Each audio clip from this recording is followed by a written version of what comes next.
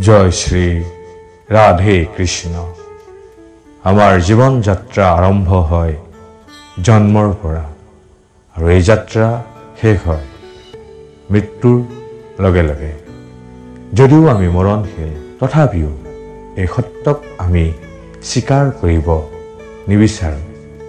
Life and god চেনেলটোলৈ সকলো ভক্তবৃন্দকে স্বাগতম জনাইছোঁ। প্ৰভু বাকে বিহাৰী সকলোৰে মংগল কৰক।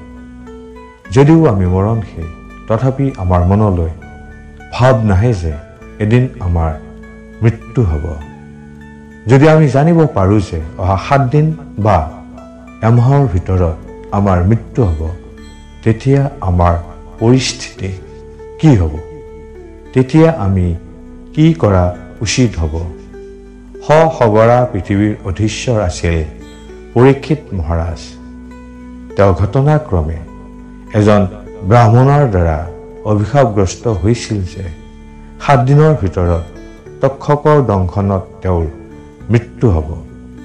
যেতিয়া তেওঁ জানিব পাৰিছিল যে 7 দিনৰ ভিতৰত তেওঁৰ মৃত্যু হ'ব, তেতিয়া তেওঁ তৎক্ষণাত ৰাজপ্ৰসাদ ত্যাগ কৰি ৰাজধানীৰ ওচৰত থকা গংগাৰ তীৰত গৈ পৰোপবসনে তেওঁ অৱসম্ভাৱী মৃত্যুৰ কাৰণে প্ৰতীক্ষা কৰিছিল। তেওঁ জানিব বিচাৰিছিল যে এই মুহূৰ্তত তেওঁ কি কৰা উচিত।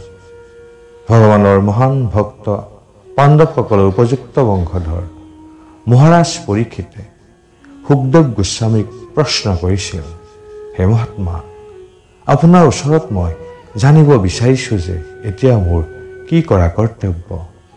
কিছুদিনৰ পিছত মোৰ মৃত্যু হ'ব। সেয়েহে এই সংকটময় সময়ত মই কি কৰা উচিত?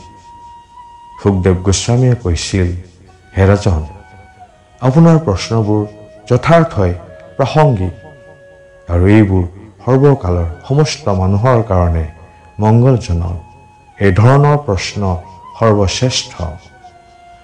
মানুহে যেতিয়ালৈকে তেওঁৰ জীৱন শক্তিত পূৰ্ণ থাকে তেতিয়ালৈ তেওঁ অৱসম্ভাৱী মৃত্যুৰ পৰম সত্য উপলব্ধি কৰিব নোৱাৰে।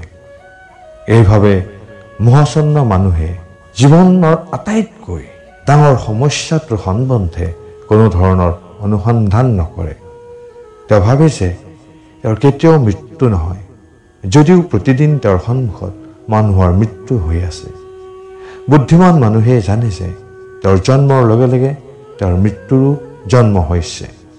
তেওঁ জানে যে যিকোনো মুহূৰ্তত তেওঁৰ জীৱনৰ ম্যাদ শেষ হৈ যাব আৰু তেওঁৰ মৃত্যু হ'ব। সেয়েহে তেওঁ পৰৱৰ্তী জীৱনৰ কাৰণে নিজকে প্ৰস্তুত কৰে, অথবা ক্ৰমে ক্ৰমে জন্ম আৰু মৃত্যুৰ ক্লেশদায়ক ভৱৰোগৰ পৰা মুক্ত হ'বলৈ চেষ্টা কৰে। ষ্টুডেণ্ট লাইফত আমি দ্য এইম অফ লাইফ ৰচনা পঢ়িছিলোঁ বা লিখিছিলোঁ। প্ৰত্যেক মানুহৰ এটা এইম থকা দৰকাৰ, তেতিয়াহে তেওঁ সুন্দৰভাৱে জীৱন যাপন কৰিব পাৰিব।